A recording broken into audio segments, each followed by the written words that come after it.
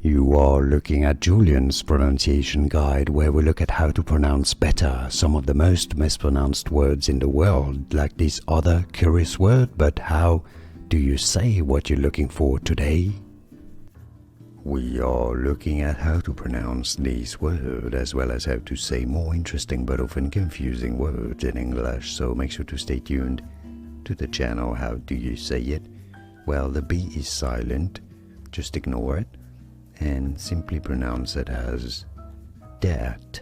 Dat. Both British and American pronunciations are similar here as dat.